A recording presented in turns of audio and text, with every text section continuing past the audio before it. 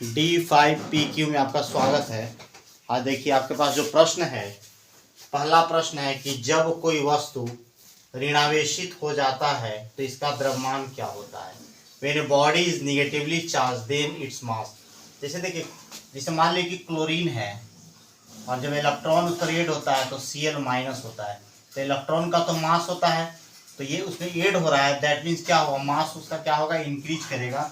ये ध्यान रखेंगे, इसका आंसर हो जाएगा इंक्रीज। मास जो है क्या होगा, इंक्रीज करेगा, ये हो जाएगा इंक्रीज। इसका आंसर क्या होगा, मैंने याद रखना है कि जब भी अगर निगेटिवली चार्ज कोई हो रहा है तो वहाँ मास क्या होगा, बढ़ेगा। ठीक है। अब दूसरा प्रश्न है, किसी वस्तु पर आवेश आने का कारण क्या है। तो किसी वस्तु पर आवेश जो आता है वो due to the transfer of electrons आता है। जैसे सोडियम हुआ तो यहाँ से इलेक्ट्रॉन चला जाएगा एक, तो ये हो जाएगा सोडियम प्लस। क्लोरीन पर एक इलेक्ट्रॉन आता है तो Cl माइनस।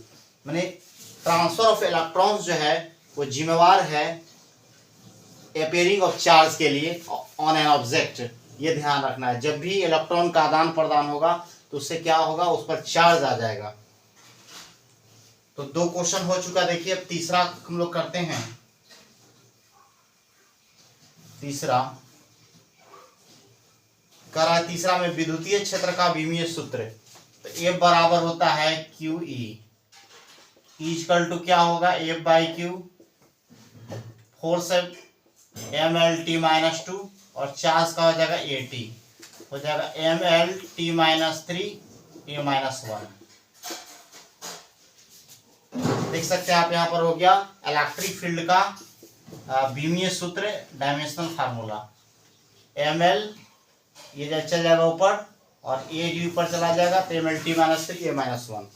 तो हम लोगों ने 3 प्रश्न कर लिया। अब है चौथा प्रश्न, एक आवेशी चालक का क्षेत्र आवेश घनत्व या क्षेत्रीय आवेश घनत्व भी लिखा जा सकता है, यहाँ पर सिग्मा है, इसके पास विद्युत क्षेत्र का मान होता है। तो the conductor is charged with surface charge density sigma, the value of electric field near it. तो कोई भी चार्ज अगर मान लीजिए कि कंडक्टर होगा तो कितना हो जाएगा electric field, sigma by epsilon not. Sigma by epsilon not हो जाएगा उसको। गॉस थ्योरम अगर अप्लाई करेंगे तो ये आ जाएगा electric field equal to sigma by epsilon. जहाँ सिग्मा क्या है, सरफेस चार्ज डेंसिटी है, और ये क्या है, परमिटिविटी ऑफ फ्री स्पेस। पांचवा आपका क्वेश्चन है कि Q दिया हुआ है यहाँ पर, यह 2 म्यू सी, और जिस इलेक्ट्रिक फील्ड में रखा गया है वो वेक्टर फॉर्म में दिया हुआ है, 4I + 3J दिया हुआ है। तो इसको मॉड ले लीजिए, कितना हो जाएगा, तो कोफिशिएंट ऑफ I का स्क्वायर 16, कोफिशिएंट ऑफ J का स्क्वायर 9 हो जाएगा। ये 25 का हो गया, रूट अंडर 25 बराबर 5 हो जाएगा, 5 न्यूटन पर कूलम। और यहाँ फोर्स निकालना है, F इक्वल टू क्या हो जाएगा, QE। तो Q का मान है 2 म्यू और इंटू 5 हो जाएगा, तो ये होगा आपका 10 म्यू न्यूटन।